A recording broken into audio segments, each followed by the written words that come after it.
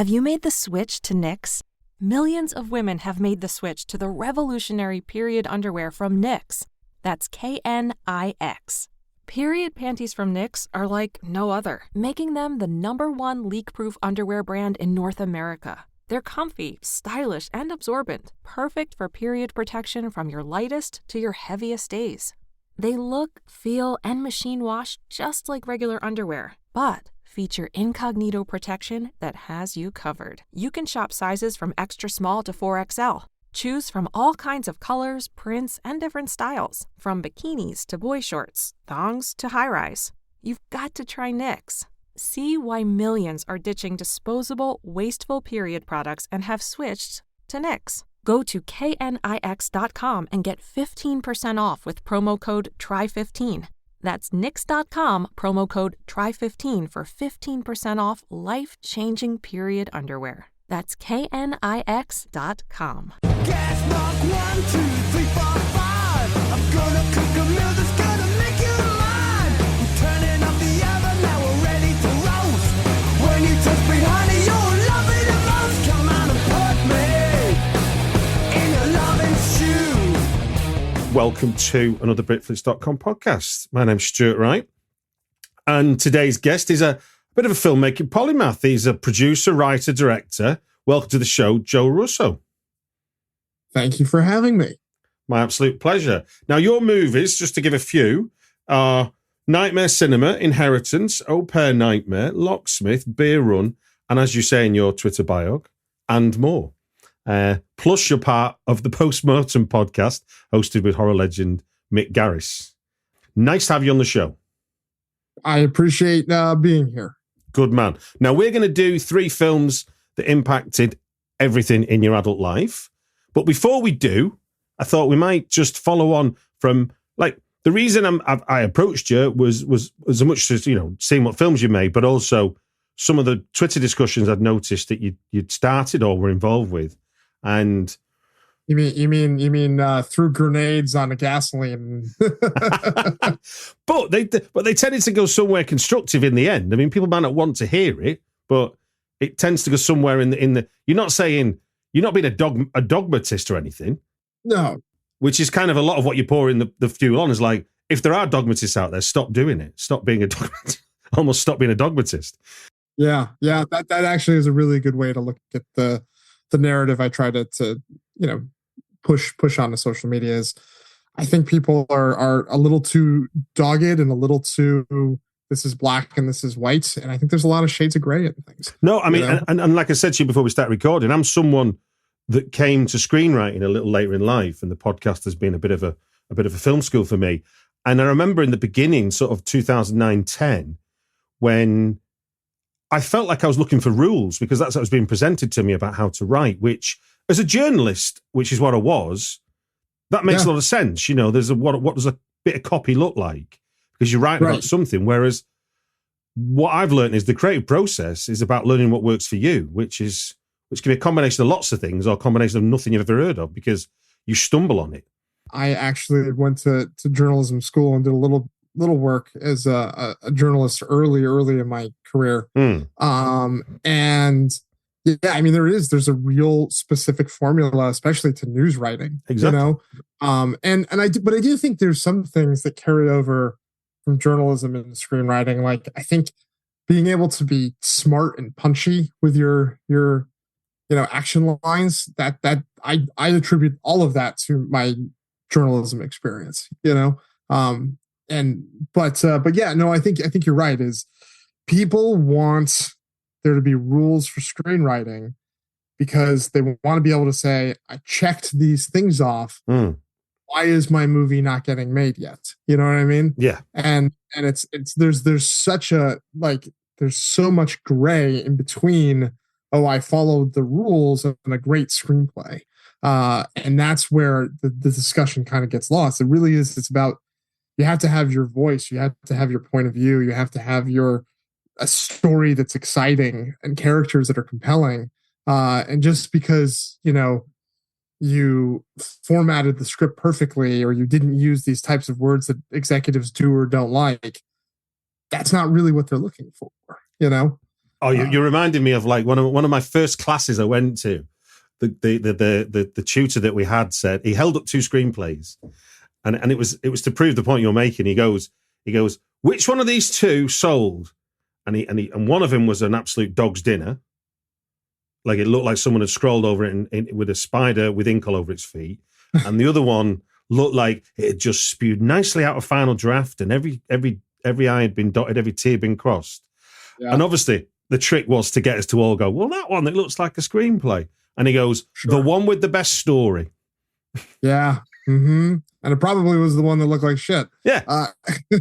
Exactly. Yeah. Exactly. No, I mean, I think there's been plenty of examples of this over the last few years. I mean, I developed a script with a writer. It was a wonderful script. It's sad it never got made. But while we were developing it, he had a script kind of take off and go around town, and it got signed by CAA, and it ended up being the #1 script on the blacklist. Oh, wow. Year. And it was a biopic told from the perspective of Michael Jackson's pet monkey, Bubbles. And that's when I was like, oh, you can do anything as long as the storytelling is good, that really opened my eyes. And then, when Beck and Wood sold their script and for A Quiet Place, and it had a page with just one giant word on it. And, so it's there are no rules. It's just about communicating the story that you're telling effectively, and hopefully the story you're telling is compelling.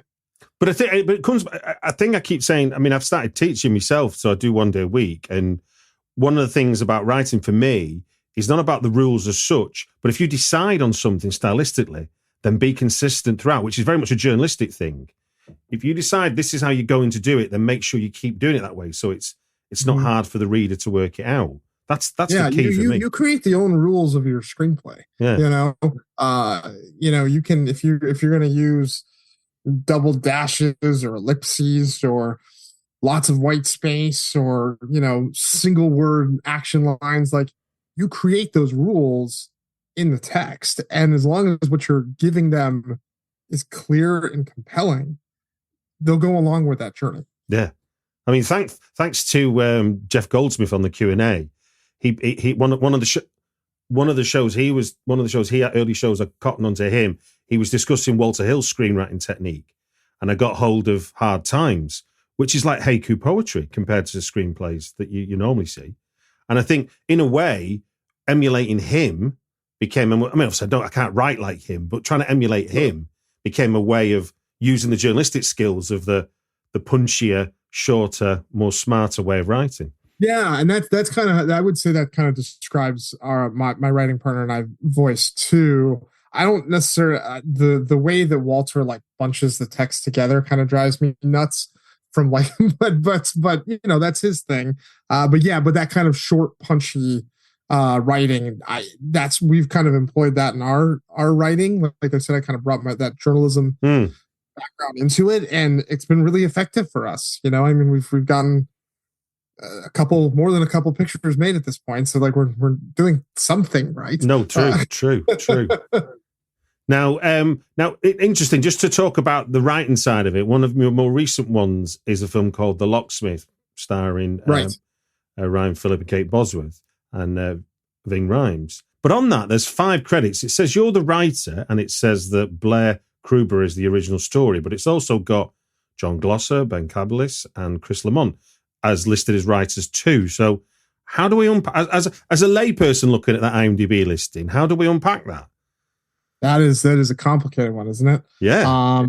I think the assumption would be, 5 or 6 people sat around in a room and figured out what the story is. But no, it's not quite how it happened. It was Blair did the first pass on the script. It was his kind of creation. Mm-hmm. John came on to rewrite Blair's script. Chris and I came on to rewrite John's script. And then when the movie went into production, they brought Ben on to do the final production rewriting. So it was, everyone had their time and their moment with this thing. Our kind of piece, our contribution was the draft that that we wrote was the one that got Ryan Phillippe attached to the project. It got Ving Rhames attached to the project, and it helped them secure their minimum guarantee financing with the distributor. Oh, well done. So we we played a pretty significant role in that, which is I think why we got credit. Even though we were rewritten, we still got credit, and we still we were also executive producers on that movie for kind of helping pull those pieces together for them. So but after that point, it was kind of out of our hands. The movie went and became what it was going to become with the final collaboration between the director Nick Harvard and Ben. Do you always write as a partner? Are you someone that always writes together, or do you have your own individual projects as well? Not particularly. We've written mostly everything together. We tend to do our blue sky, pie in the sky. What is this movie going to be? Outlining kind of conversations together, and then we kind of go off and we go to draft and we take stabs at the scenes and pass them back and forth to each other. And then once we have a full draft, big hunky meaty draft that we both touched every scene on, then we go through it together and we kind of polish it up and tighten and whatever else is going to happen. And that's kind of the process. That's how the sausage is made. I recently spoke to Lucas Dont, the Belgian filmmaker, about his film Close, and he while he gets the director credit and the screenwriter Angelo gets the writer credit, they actually do develop it together. So I was saying to him, how does that work? And he said what they do is they write each scene but separately. So interesting. So they do it as a kind of like, what do I come up with? What do you come up with? And then almost like. And then they try to marry them together. And essentially what he was saying is the magic is he tends to write scenes with no dialogue and his screenwriter tends to write them with dialogue. So there seems to always be enough for them to bring it together.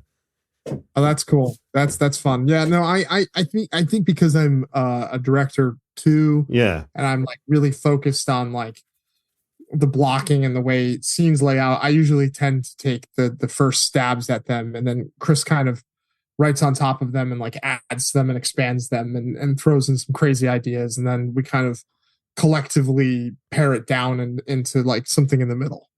Okay. I've developed 3 scripts with a director called Ashley Horner in the UK. I mean, touch wood, one of them's due to be shooting in November this year. But having done 3 together, our process is very much we talk together. But I definitely do I'm definitely the one that opens up fade in and writes stuff. Right. And then he's the one that then gives me it's almost like the note giver in a way. Yeah. And that's kind of how we do that. And but he never opens up fade in ever. That's always the notes are, because in a way what he wants to see is what I understand it. He wants to see what I'll come up with what he's told me rather than him try and answer it himself. Yeah. No, that's interesting. I mean, I think every writing team has a different process, and they all have something that works for them. And this is something that's been working for us for, a few years now. So we kind of tend to stick to what's working. Well, go back to my point from before. Yeah, it's all about finding the process that works for you. Yeah, exactly. So yeah, no, it's we've been collaborating forever. I mean, he's like. He's my work spouse. You know what I mean? Like I do know what you mean. I do know what you mean. So we get along really well, and we also bicker like a married couple. So it's just part of the process. Indeed. But it's as long as you're happy when you see the phone number and you're happy when you see the email arrive in the inbox, it's working well. Yeah, I mean, I think we're happy with the scripts that we deliver ultimately, when they go on and leave our hands and go into the hands of other producers and directors, it is what it is, right? Yeah. All bets are off. All you can do is try to make the script the best you can while you have the chance to do it, Indeed. And on that conclusion, I'm going to move us into 3 films that have impacted everything in your adult life. All right. I've explained the rules to you before we start recording, but for the listener that's maybe come to this for the first time, You've given me 3 films, Yes. and I'll prompt you with each one in the order you gave me.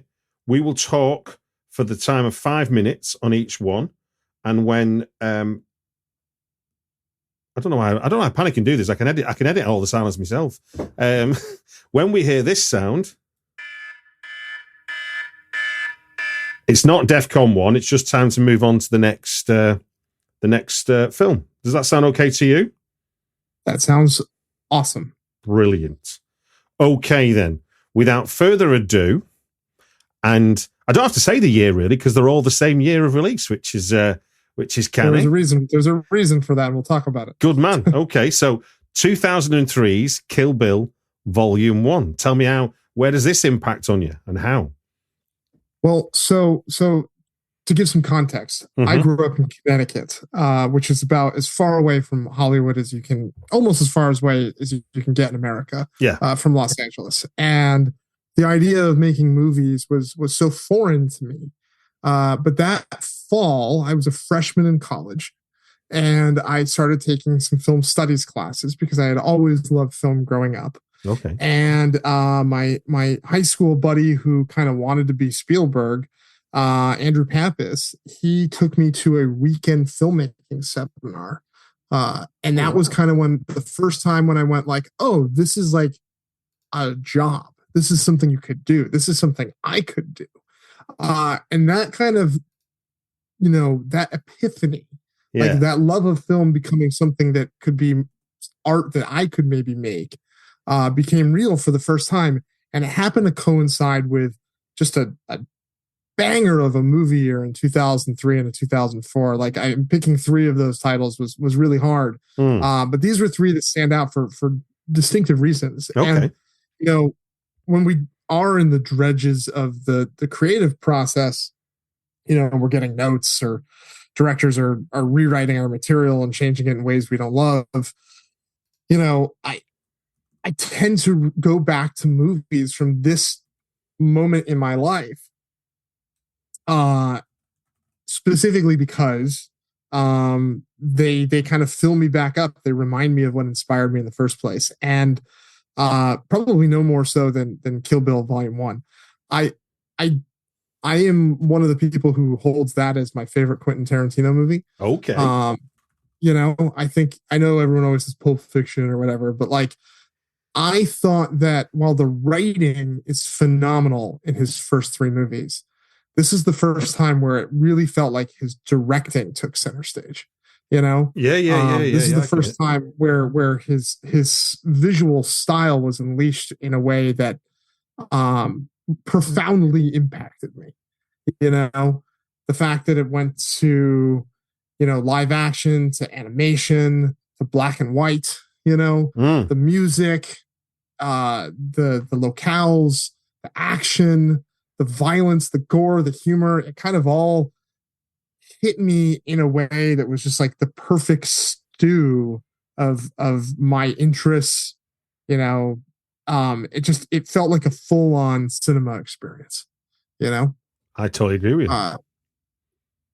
So it was just one of those things where it was a lightning bolt moment. When I first saw the trailer, it inspired me to go back and rewatch his filmography. My video store at the time started doing you can rent 3 movies out at a time type of thing. So I, saw the trailer for that and like immediately went to the store, picked up, Reservoir Dogs, Jackie Brown, and Pulp Fiction and rewatched them. And I was so primed and ready for it. And then, my college that I was at ended up hosting a couple screenings of it throughout the year. So I probably saw it, 4 or 5 times, from 6 months after release, especially like in the run up to the sequel that got released the following spring.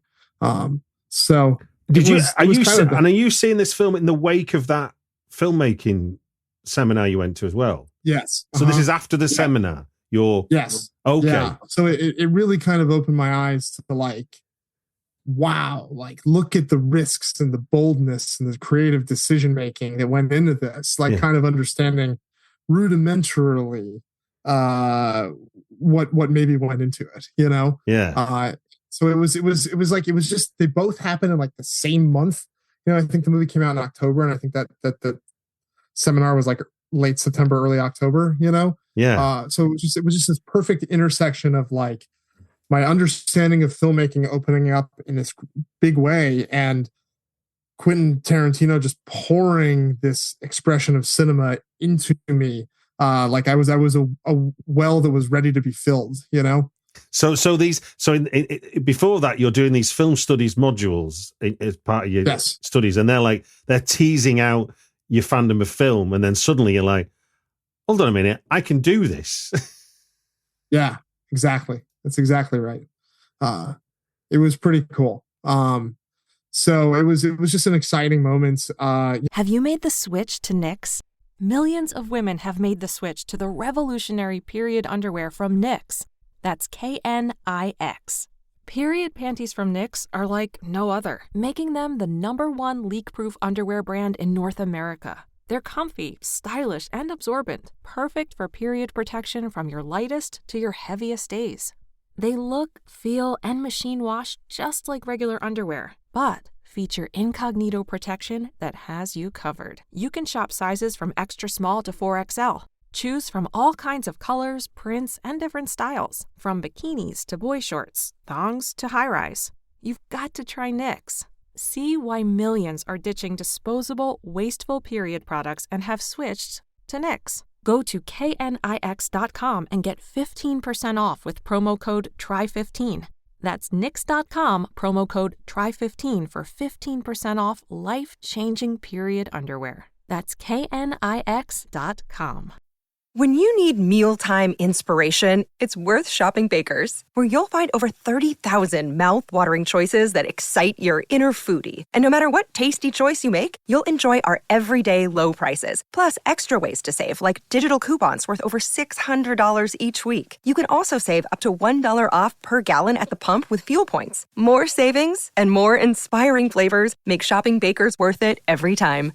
Baker's, fresh for everyone. Fuel restrictions apply. I ended up liking part 2, a lot as well. I think like when you watch them together, it's just it's a masterpiece, and I mean, look, his filmography is so exciting, but I don't think I will ever be as moved by one of his pieces as I was those, just because it was this perfect intersection of fandom and appreciation for the craft. Okay. Well, look, tonally, we're going to shift to a completely different type of film. Same year, 2003, but this is Tim Burton's Big Fish. You want to talk to us about how that impacts on you in 2003?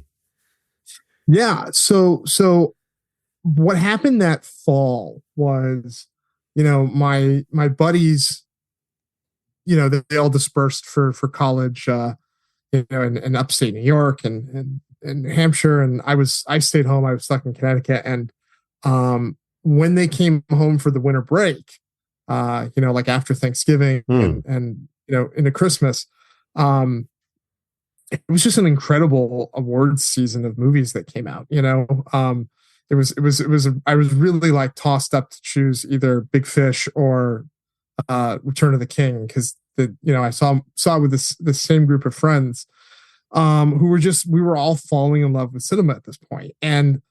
But the thing about Big Fish was it was limited release right before Christmas, right? It hadn't expanded yet wide. And they were all home. The only theater that was showing it was 40 minutes away from our small town. Okay. So we all packed in a car and we drove 40 minutes to go see this movie. And it ended up being such a wonderfully beautiful, imaginative movie.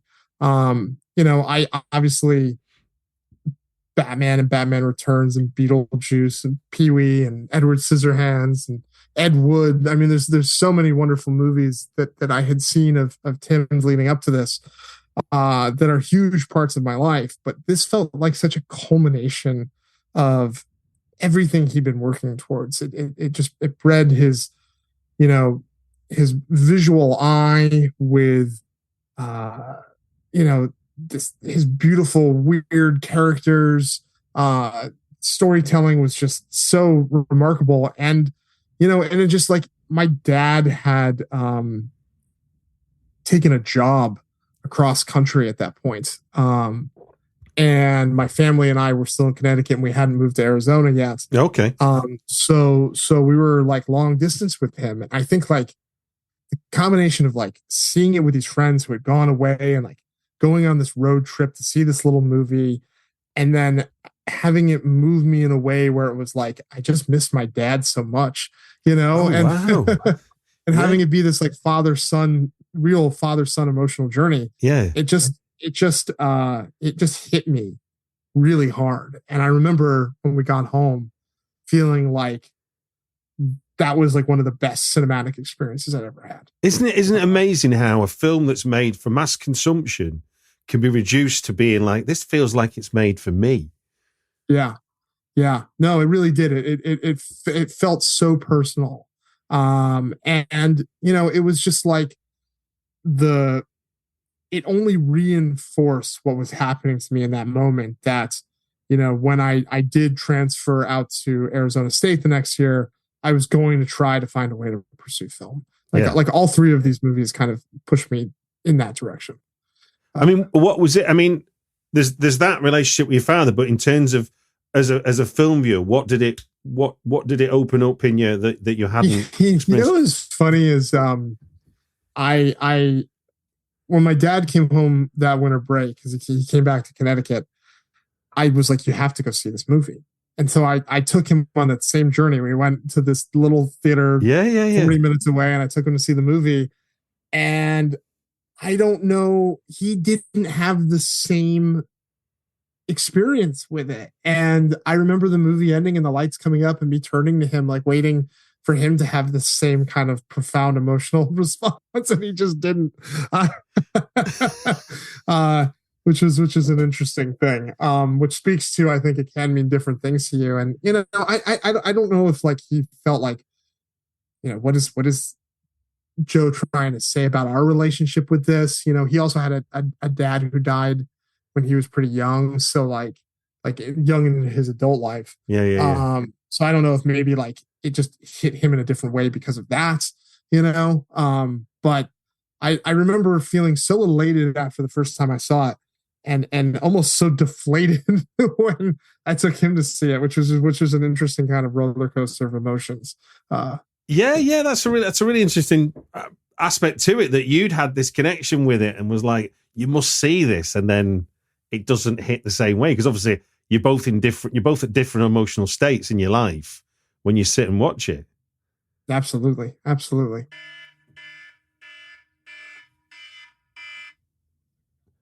Right then, for your final choice, we've got again.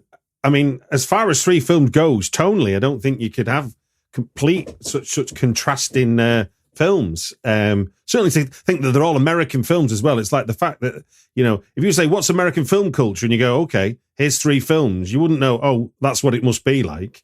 So I'm indeed. I mean, I'm hinting at and talking around Sofia Coppola's Lost in Translation. Yeah, Sofia Coppola's Lost in Translation. It's probably one of the most interesting movies that I consider amongst my favorite movies because it's such an outlier. I don't tend to get super excited about movies that are more methodically paced and lighter on narrative. But again, I think because my soul was just so open to cinema in this exact moment in time. And, I think Kill Bill had kind of weirdly primed the pump for me to be interested in Japanese culture. Yeah. That makes sense. This little, this intimate movie that took place in Japan to kind of arrive in my life in that moment was really powerful. I think also too, Ghostbusters is my favorite movie of all time. So to see Bill Murray, Peter Venkman, opened up so emotionally raw and exposed in a drama like this, I think it just hit in a really hard way. I I'm always so impressed when I rewatch Lost in Translation with the raw emotional performances, but also just the mood of it, the sense of place, the sense of being the other in a culture, and two people who are feeling alone and singled out, kind of finding each other, and despite their age differences, connecting on such a deep level. So yeah, I mean that's definitely, like, I think, when I watch that movie, it just, I find it so transportive. It's like going on a trip to Japan, a place I've never been, but I feel like I've been because I've watched this movie so many times. Yeah, because it plays with the tropes of a fish out of water, because it's two people experiencing it together for different reasons. Yeah, it becomes about them, not the fish out of water as such. I think that's what makes it such a clever movie. Right, and there's so many small little details and things, like, I think about, because I'm a bigger guy too. I think about Bill Murray struggling with the shower being too short for him, and like things like that. I hate traveling because of stuff like that. But yeah, and the idea that, like, it's so hard to communicate with your travel, and the language barrier, and like fighting through that. And then finding someone who is, in that same situation, and, exposing yourselves so intimately and rawly. There's one of the best scenes in the movie is when they're just, like, lying in bed talking about, kind of where they are in their lives, and, how afraid Scarlett is about kind of the fact that she doesn't have a path forward, and I think me at that moment in time, I was at a school in Connecticut. My family was about to be displaced to another part of the country. I was about to transfer. I didn't, the thing I thought I was going to do with my life, which was, be a history major, didn't seem like something I was going to do anymore. Like, I was thinking about chasing film, like, I definitely could relate, I think, to some of that, like, existential angst that she was going through. And, hearing Bill Murray basically say, "You're going to be okay," made me feel okay. Absolutely. But in typical sort of, because we're used to what films do, and films are always meant, the difference between film and real life is that a screenplay is meant to make sense, whereas life rarely does make sense. Sure. But in this one, you have the expectation that we're used to in movies, that the guy's going to get the girl, the girl's going to get the guy. And actually, part of you as a viewer is, we don't want that. We just want them to find a little bit of happiness, a little bit of the self almost.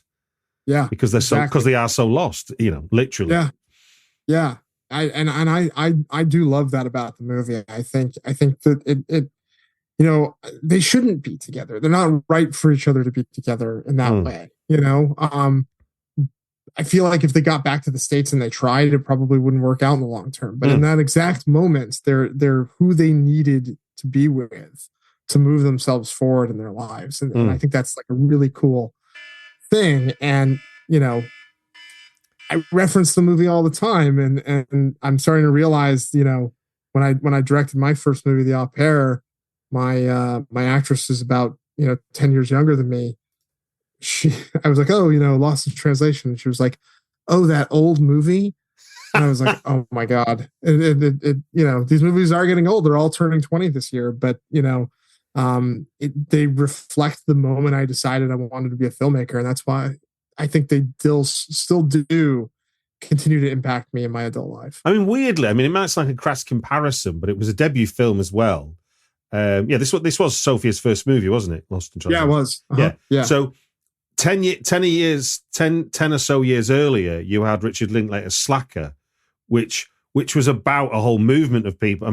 Essentially, the Scarlett Johansson character is essentially he's all the characters in Slacker almost. People who don't know what their place is in the world anymore, so are directionless. Obviously, Slacker was a phenomenon, and he captured it in the movie. But ultimately, I think there's maybe some parallels between the two films. It was not her debut movie, but it did feel like debut. It was the one that I think that broke through for the Sorry, first yeah, time. maybe, yeah. Okay, let's. Yeah, no, I just wanted to make sure we corrected ourselves. No, so no, cool, no. By all means, on Twitter for being wrong. they wouldn't do that, Joe. That's not how it works. Social media, people are usually so polite. Yeah, that never happens. No one ever yells at people for saying the wrong thing. Now, what this? I mean, something we were talking before we start recording, which I think the three selections you've made play into, certainly with, say, your interest in genre, is that having a well-rounded sort of film education and a film love and appreciation is as important to being a horror filmmaker as it is knowing, how many kills were in Friday the 13th 7. In fact, probably more important than knowing how many kills were in Friday the 13th Part 7. Well, and you could argue that the reason some of the latter Friday the 13th movies don't work is because they don't have those great human drama character relationships to latch into. And they are more focused on kills, like the jokes with some of those kind of deep cut 80s slashers is you root for the killer over the characters. Yeah. I don't think that should be the case. I think that's something that grew out of kind of cynicism. I think the best horror movies are good dramas first. Yeah, I mean, I think Jason Blum says, doesn't he, that if I'd like to be able to take the horror out of our films and it'd still be a Sundance movie, Yeah, in terms of exactly. That's kind of that was his philosophy in the early Blumhouse movies. I don't know if it's still the case so much, but you can apply it and it makes sense, doesn't it? Yeah. No, I think so. I mean, like if you look at even something like Megan, which is obviously a silly movie about a robot doll, but like at the heart of it is a woman who is job obsessed, having to adopt her sister's kid after they die tragically, and like them trying to find a way to connect. So I he is still doing that, and I do think that is you look at the best horror movies and you can usually find those things, and I think that you get exposed to more dramatic premises like that the more varied cinema you watch. Like I think you could definitely take something like Lost in Translation, which is you're in another country, that can be scary. You're completely alone and there's no one to talk to, that can be scary. You meet a stranger and you connect intimately, that could quickly become scary. You know what I mean? Like you can take ideas from a drama from a completely other genre, take those interesting kind of character relationships and turn them on their head in fascinating ways. And I don't think you get there if you aren't exposing yourself to stuff like that. Absolutely. So apparently I need to write a horror movie inspired by Lost in Translation is kind of what I'm gathering from this conversation. Well, I'd love to. The combination of trying to do that and then getting My Buddy Valentine's Kevin Shields to write a horror movie score as well. Yeah. That would be a great combo. I mean, and in a way that because with Big Fish you've got a traditional narrative. Kill Bill you've got a hardcore, easy to follow revenge narrative that sort of explodes into all kinds of shards, but you know what you're following. At the heart of all of those movies are interesting relationships. Obviously, Big Fish is a father-son story. Yeah. It's a story about grief, about dealing with the loss of a parent, which like all of those things could easily be extrapolated into the horror genre. And you touched on it, revenge, obviously with Kill Bill, but it's also like being betrayed by a loved one. It's losing a child or thinking you lost a child. Like there's like really horrific ideas that you can pull from it that aren't just, what's a creepy thing in the dark corner, or, what's a cool way to stab somebody in the head, both of those things are important in a horror movie, but like I would weight one over the other. When we're brainstorming, we're usually like, let's figure out what the drama human element is. The scares will come once we kind of figure out what that is, and trusting that they will. Well, no, I mean, one of my favorite horror films is Kill List, Ben Wheatley's film. And if you ever see that film, like, for half the movie, it's really just following two arguably PTSD suffering soldiers who've just become these killers for hire, which is a horrible idea. But then the idea they descend into a horrible world as a result of that byproduct of war becomes its whole other film. Then the fact you're not ready for it. I mean, for me, when I saw it, it was like, okay, so horror can be just a slight turn left on real life, and yet it can become massively horrific. We've covered your films. We've talked a little about the process. Anything you want to share with us that you've got coming up that you're excited about before we sign off? Obviously, continue to produce Postmortem with Mick Garris, which is a podcast that you can find me on every other week when we do the Ask Mick Anything episodes. But we always have kind of great guests for that. We've just had Bruce Campbell on. We just had Beck and Woods on. We're just going to have Radio Silence on. So if you're in a horror, it's a great one to check out and kind of get in the heads of these legends of the genre, get into their creative process. Brilliant. Well, look, I'll put links in the show notes so people can find that easy enough. And it just gives me to say best of luck with what you've got in post.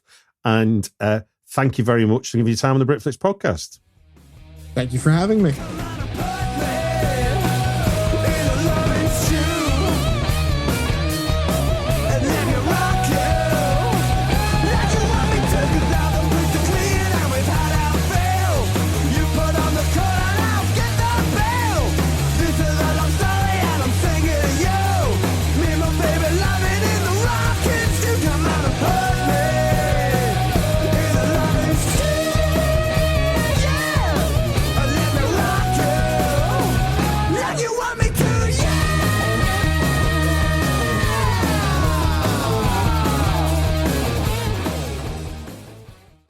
Prime Day is coming July 16th and 17th. With epic deals exclusively for Prime members, you'll feel like you just won an award.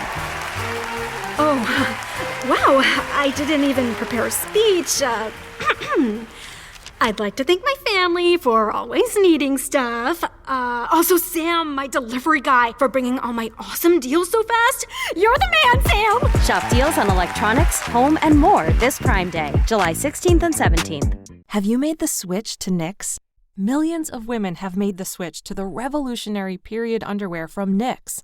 That's KNIX.